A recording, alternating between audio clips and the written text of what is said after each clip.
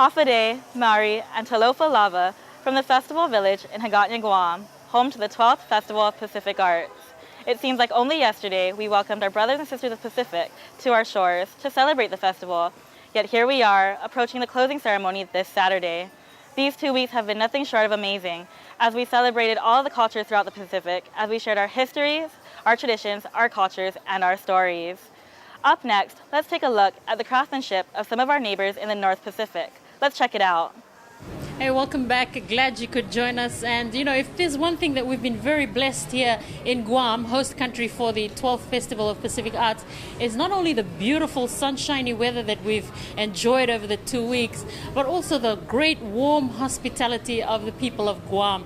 And I'm sure that's something that they can be very proud of over this 2 weeks of the festival. Well, you know, as we've been taking you throughout the week on tours, not only to the demonstrations, the traditional exhibitions and demonstrations, we've also been taking you to visual art. Well, we're back into the Paseo Festival Village, and we've decided to check out Palau, which is only about half an hour away from Guam. And apparently they've sent the largest delegation ever to the festival, about 130 delegates that are here in Guam for the festival. And I'm joined by the very beautiful lady, Pia Moray Remengasau. How's it been going for your delegation so far, Pia? Oh, so far we've been really enjoying it, especially the dancers. They've been dancing and having fun and shopping and just about, I think we're still enjoying it. Okay, absolutely. So, you know, it's just great to see that when we walked through your hut this morning, we just see so many arts of work on display. And I guess Pia is just going to take us on a tour and just tell us a bit about what you have on showcase here. Okay. Before we had a lot of nice storyboards that have been sold out. And now these are just the ones that are left that we still need to sell. But we've already made commitments for people to buy them. So we won't be taking them back to Palau. For those who don't know too much about storyboards, Pia, just tell us a bit about the story behind it. The storyboards actually are legends depicted on the bai beams of the traditional men's meeting house.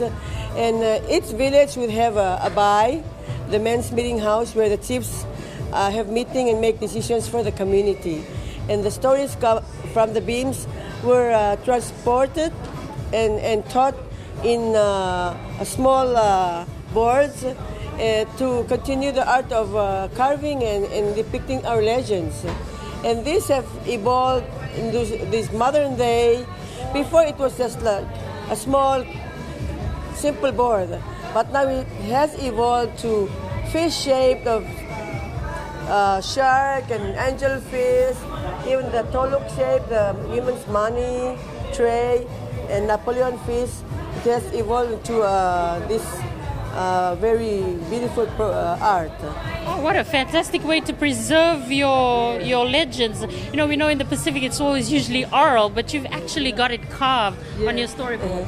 And it's legends depicting the nature and conservation and what to do, what not to do. So it's also a good presentation of our culture and keeping our oral tradition.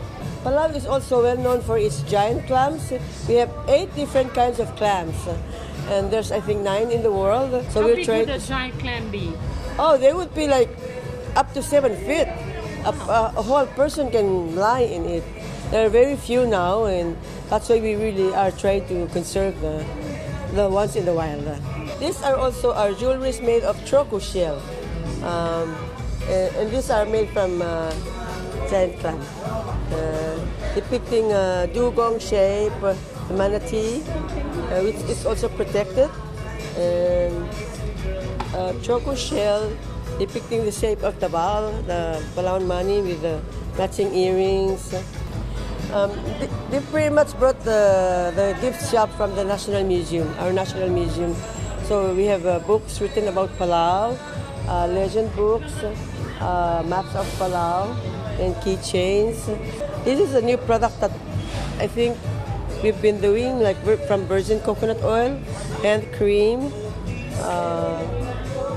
body cream, also coconut soap made of coconut oil, and coconut syrup.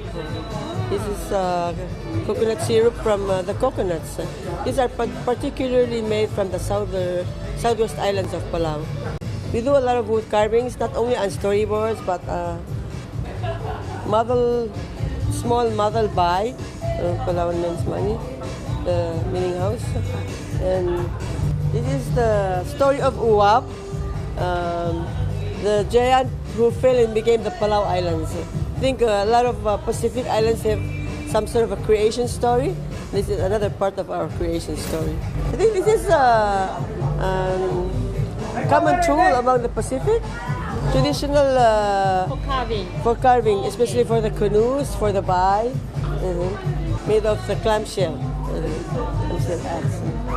And we used to have do potteries over 100 years ago, and then it stopped.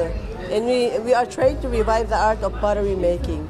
So we got some assistance from a donor country, and this is the result of some of the work that they do depicting our Palauan money, or they're doing bowls and flower vases.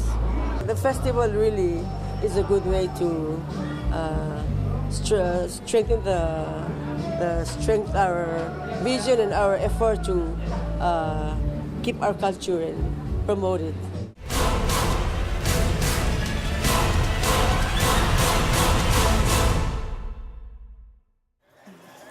Welcome back to our highlights of the 12th Festival of Pacific Arts. It's great to see everybody coming together at the main venue and the satellite venues throughout the island to learn more about the different islands' cultures, cuisines, histories, traditions, and more. From Palau, we now take you down under so we can see the participation of Australia in this festival.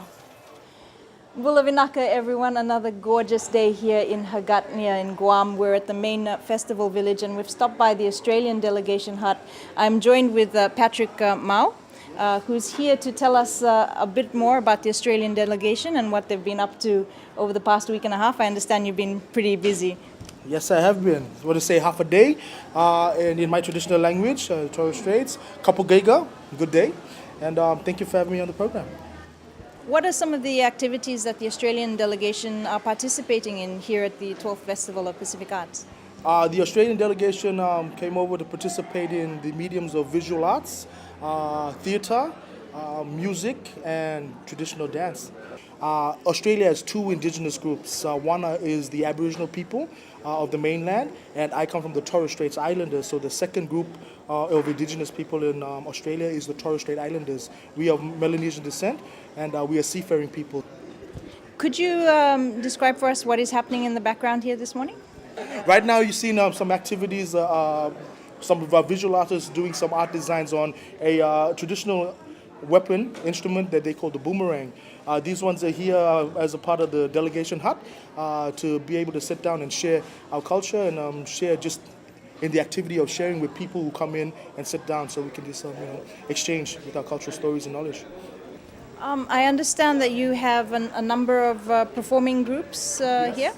There is a group from the tip of Australia, from Bamaga. They are here performing traditional dances. And then there's another group from Australia, an Aboriginal dance group called the Badi Dance Group. And I come from a group called Mau Power, which is actually a traditional dance group fused with contemporary hip-hop music. So I'm a hip-hop artist. So my medium of storytelling is through the art of hip-hop. Hip-hop has 5 elements. 4 of them are most well-known. The first is the b-boying. The second is the MCing. The third is the graffiti artist or aerosol art. And the fourth is the DJ.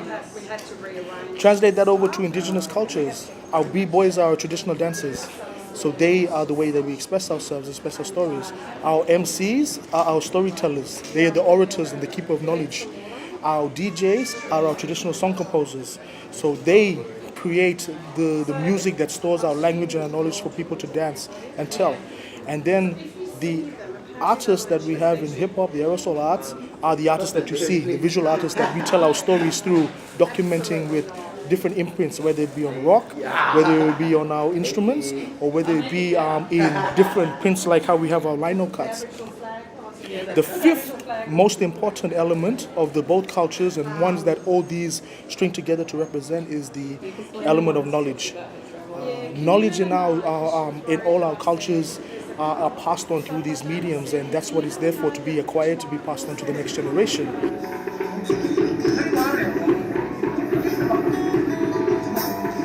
I understand some of your dancers are here. If you could just describe the costumes that they're wearing and if there's any traditional significance to their costume. Absolutely. The dance group that you will see, the one that's a part of the Maupau crew, are dressed up in the traditional warrior outfit. Simply because the statement that we bring is, or through our show, is the journey of a modern day warrior. It shows the connection between how a warrior of the modern day still interacts with his culture in real time. And you will see the outfit of what they wear, from the traditional seven gear to the traditional headdress. Now the headdress, we call it the deri. It's pronounced differently between the different languages in the Torres Straits, but for my language it's the deri.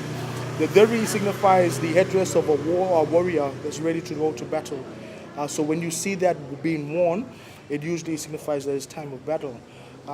This artifact, or this particular piece, is significant to the Torres Strait people. It's what we identify by so much that we actually put it on our flag. And they will come in with all this dress to signify that we are here ready not only to come into war, but to bring in our traditional practices. Could you describe or explain the two flags behind us here? Yes. There is the flags that represents the two indigenous peoples of Australia. The Aboriginal flag, which the colors that stand out in this flag is the black, gold, and red. Black signifying the people, the gold signifying the sun, giver of life, and the red signifying the earth. And that's what that flag represents. And it's a very very well-known flag that identifies the First Nations peoples of Australia. And that flag has a lot of history, and when it comes, when people wear that flag, they wear it proudly. The second indigenous flag is the Torres Strait flag. Now, on the flag, you will see the colors of blue, green, black, and white. The green represents the land of which we are so proud of. The blue signifies the oceans, because we are seafaring people. The black signifies our people. And the white is in the image of the deri. The deri, as I said, is the traditional warrior headdress. And in the deri, we have the five-pointed star. That star is synonymous with sea navigating. The Festival of Pacific Arts, I believe, is a very, very important festival to have, simply because it allows all at one time people from many nations outside of the Pacific to experience what cultural exchange and the pride of sharing our culture is, what it represents, and how people from different indigenous groups around the world come here in pride to share their identity.